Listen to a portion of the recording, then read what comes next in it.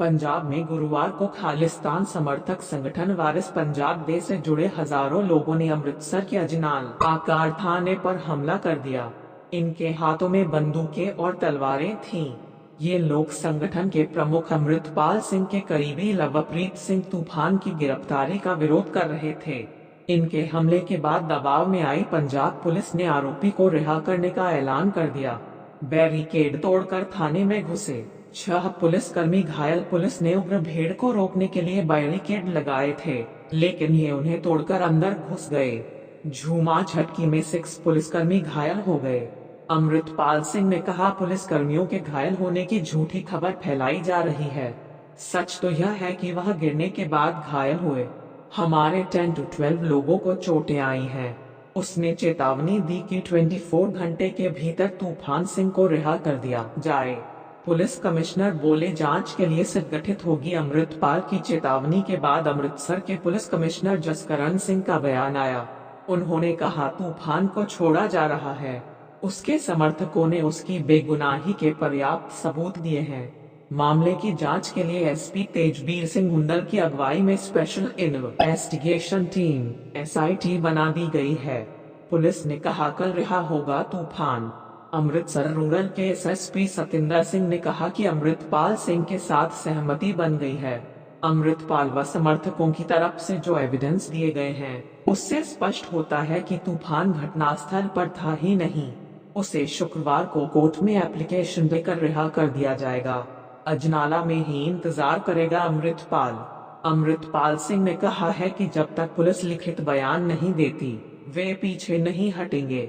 लिखित देने के बाद थाना खाली किया जाएगा, लेकिन अजनाला में वे केस रद्द होने तक डटे रहेंगे। हंगामे के बाद थाने पहुंचा था। अमृतपाल ने ही समर्थकों से गुरुवार सुबह 11 बजे अजनाला पहुंचने के लिए कहा था। इसके बाद यहां भीड़ इकट्ठा हो गई। माहौल की गंभीरता को भांपते हुए पुलिस भी एक्टिव हो गई और अमृतपाल के पहुंचने से पहले ही उसके समर्थकों को उठाना शुरू कर दिया। इससे माहौल गर्मा गया। हंगामे की सूचना के बाद अमृतपाल भी अजनाला थाने पहुंच गया।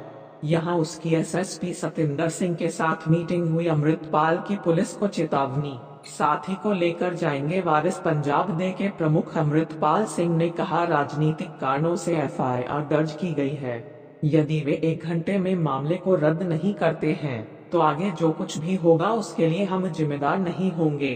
अमृतपाल ने संबोधन करके संगत को शांत रहने के लिए कहा है। उसका कहना है कि अब यही अमृत संचार होगा और वहीर भी। बाहर से संगत और आ रही है। वहीं पंजाब सरकार को भी चेतावनी दे दी है कि अपने साथी तूफान को साथ लेकर ही जाएंगे। अमृतपाल ने कहा कि छोटी ई की मात्रा पहले उनके एक साथी को फायरिंग करने के आरोप में गिरफ्तार कर लिया। अब उन पर एक व्यक्ति को मारने पीटने के आरोप में मामला दर्ज किया गया और तूफान को गिरफ्तार कर लिया गया। ऐसे भी किसी के कहने पर मामला दर्ज हो जाता है। अगर मरने की बारी आई तो आगे आऊंगा। अमृतपाल ने कहा कि आज के बाद कई लोग उनके बारे में बोलेंगे, कहेंगे कि यह पंजाब के बच्चों का मरवाने आया है, आप विदेश भाग जाएगा। लेकिन वह स्पष्ट करना चाहता है कि आज भी जब पुलिस के साथ टकराव हुआ तो गाड़ी से उतरकर आगे खड़ा हुआ था। अगर मरने की बारी आई तो आगे आऊंगा। सिर देने से नहीं डरता। अमृतपाल की धमकी पुलिस को दिखाने आए हैं कि हम क्या कर सकते हैं। अमृतपाल ने अपने बयान में पुलिस को धमकाते हुए कहा कि एक व्यक्ति के बयानों पर उनके खिलाफ केस दर्ज किया गया। मैं अभी कहता हूं कि मुख्यमंत्री ने मुझ पर हमला किया। मुख्यमंत्री पर केस दर्ज करके दिखाएं। पुलिस बार बार टटोलती है कि हम क्या कर सकते हैं। यही दिखाने आए हैं कि हम कर क्या सकते हैं। अमृतसर के अजनाला पुलिस थाने में अमृतपाल, उसके साथी तूफान सिंह समेत कुल 30 लोगों के खिलाफ मामला दर्ज है।